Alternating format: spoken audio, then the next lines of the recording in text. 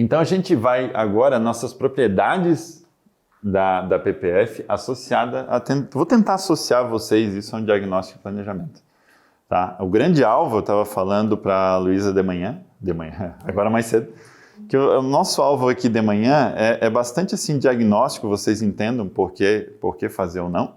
Vamos dar um apanhado rápido ali do preparo, mas o preparo mesmo vai ser bem prático, né?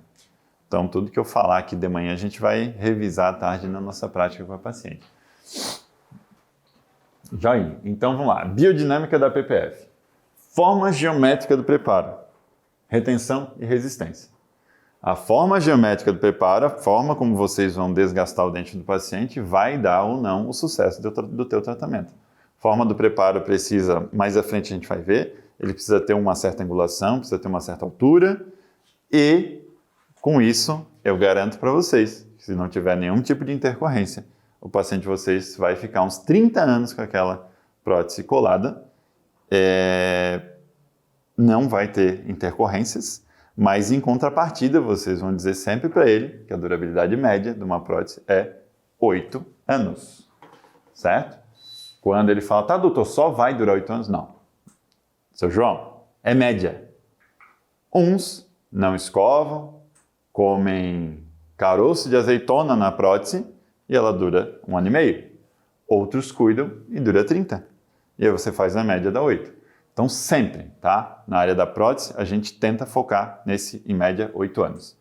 Dentaduras, próteses totais, 5 anos já começa uma necessidade de troca. Próteses fixas são mais longevas, daí você faz uma média lá, corta e dá 8. Não prometam para o paciente milagres. Bom, vocês já sabem disso, né? Então, essa restauração vai ficar boa, doutor? Vai. Vai durar muito tempo? Depende do seu cuidado. Tá? Um conhecimento que foi passado para mim, que eu tento passar para os alunos, que eu acho que é super importante, é que nós somos, e eu ouso dizer isso, nós somos 30% do sucesso operacional. 30%. Os outros 70% está na mão do paciente. Você faz uma restauração bem aderida, seguindo os princípios técnicos da adesão, seguindo os princípios técnicos da polimerização, bem polida para não acumular resíduos, pigmentos e afins, e aí o paciente ele tem que cuidar, porque se ele não escovar, dá cárie. Se ele não cuidar com a higienização, pigmenta. Se ele comer pé de moleque numa classe 4, vai fraturar alguma coisa provavelmente. Então a gente tem uns 30% na mão e eles têm os 70%, são eles que ficam 5 anos com uma prótese total. Eles que ficam 20 anos com o implante. Então eles têm sim que assumir os 70% que são deles. E a gente tem que botar eles bem cientes disso. Tá? Não quero trazer revoltas para vocês, mas são muitos anos de trabalho. E a gente traz para a gente muitas dores do paciente. Muitas dores do paciente. A gente traz para a gente a obrigação, às vezes, de repetir uma classe 4 de 1 ano e pouco de uso. Então, assim, cara, é claro, o Lucas vai fazer algumas edições, né? Porque a câmera não está ouvindo isso, mas cobrem de novo do seu paciente, tá? Tire o coração de lado. O coração só faz vocês regredirem. Vocês têm que ser objetivos no trabalho. Funciona assim, eu fiz tecnicamente correto, e foi mau uso. Meus 30% eu fiz, os 70% dele ele não fez, então ele arca com o problema. Certo? Todo mundo faz assim, quer dizer que todo mundo já deu uma restauração para o cara depois de 1 ano e meio vindo quebrado. Né? Então assim, vamos lá, gente, vamos botar. O paciente faz tratamento ortodôntico, não usa o seu móvel, porque enquanto ele está na posse do profissional odontológico, enquanto ele não é o condutor do veículo do tratamento, né? Ele está com brackets colados, tudo se resolve, né? Ele só precisa vir. O resto se faz sozinho.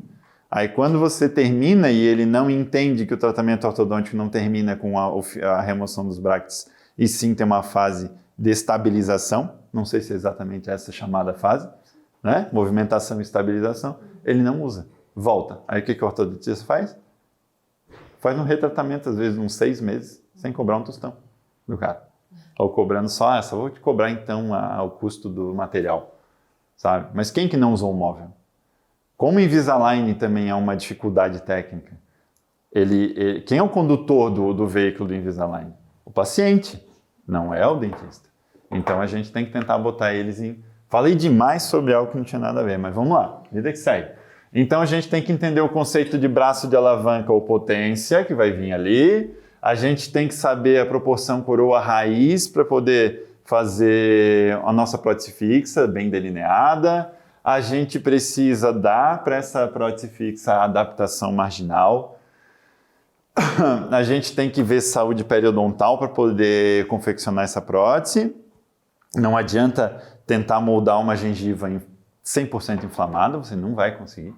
Tá? Às vezes precisa de um bom provisório, bem adaptado, liso, para poder fazer com que o paciente consiga manter as mínimas condições de higiene para você ter também as mínimas condições de trabalho na consulta seguinte.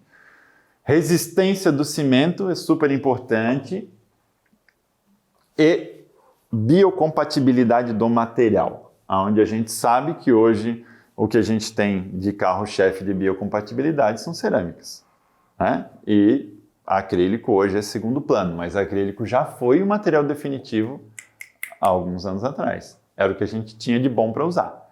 E a gente sabe que o acrílico tem porosidade, mesmo bem polido ele tem porosidade, ele degrada com o passar do tempo e no final ele acaba sendo menos biocompatível que as cerâmicas. Joia? Então, retenção e resistência. Retenção é a propriedade do preparo que evita que essa prótese venha se deslocar no eixo de entrada e saída da prótese. Certo? A resistência é a propriedade do preparo que impede que ele venha se deslocar num eixo fora do eixo de inserção, ou seja, geralmente forças laterais. É bem legal esse conceito, mas olha lá. De maneira geral, elas são inseparáveis. Quando que a gente teria, por exemplo, a possibilidade de soltura de uma prótese fixa numa alimentação e aí o alimento ele só puxa? Né? Então, assim, as duas propriedades são interrelacionadas e muitas vezes elas são inseparáveis. São raras as vezes que a gente vai ter só um tipo de movimento, um tipo de força atuando sobre a prótese. Lembra das forças de cisalhamento e afins, né? Forças oblíquas, que tracionam e torsionam a peça, podem quebrar a linha de cimentação e aí o mínimo alimento pegajoso ela descola. Então não foi o pegajoso que soltou ela, foi o uso, foi distensão. Prótese com conexões finas que distende muito ao comer, parece tudo tão rígido, mas ela tem uma certa distensão na hora de trabalho. Então, geralmente a retenção está associada a alimentos pegajosos, né? De novo, tá? Inseparáveis, muitas vezes inseparáveis, mas geralmente associada a alimentos pegajosos, e a resistência está associada a forças oblíquas. Joinha? Forças oblíquas. Ai, que legal, essa foto aqui é pescada de um artigo, que eu achei bem legal essa ideia, né? Quando a gente come o alimento, a cúspide, por exemplo, superior, a palatina, que em teoria tem que estar ocluindo aqui nessa fossa, não dá para o alimento só ter uma força vertical, né? Ele vai também exigir. Pensa no amendoim aqui no meio, né? Ele vai exigir também uma força lateral para um lado, força para o outro. E no final das contas a gente precisa tentar entender que tá comendo tudo pode acontecer. E aí? Muito motivante, né, da vinda, né? Pô, será que a minha prótese vai ficar no lugar depois de cimentada? Será? A gente às vezes bate essa paranoia, essa dúvida, né? Tá, e agora? Vai ficar? Será que o meu preparo está adequado? Já posso moldar ou será que eu repreparo? Pá! O provisório caiu. A secretária liga. Doutora Samantha, eu preciso de um horário, liga lá no teu ramal, né? É que eu preciso do horário para a Joana, que a prótese dela caiu, o provisório caiu. Você já está com a agenda apertada, né? Tá ali a dentista que não conseguiu atender um WhatsApp, né, com uma certa prontidão. Tá folgado de serviço. Você ainda vai botar mais um de provisório solto na tua agenda? mas quantos provisórios meus já caíram? Quantas vezes eu me incomodei? O que eu vou fazer? Vou começar a colar com material mais rígido, para dar uma melhorada.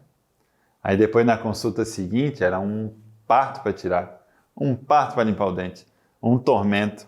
Aí depois, quando vocês fazem assim, é porque todo mundo já fez isso. Né? Tô ligado. E é um parto e de repente um tormento para a gente ter que consertar um provisório antes da consulta e aí você dá uma meia horinha de consulta para o paciente, que era só para provar um copo em metálico. E aquela meia hora é só remoção do provisório, limpeza e conserto para colar de novo. E bate arrependimento. E caiu por quê? E o coping não entrou. Não entrou por quê? O que aconteceu?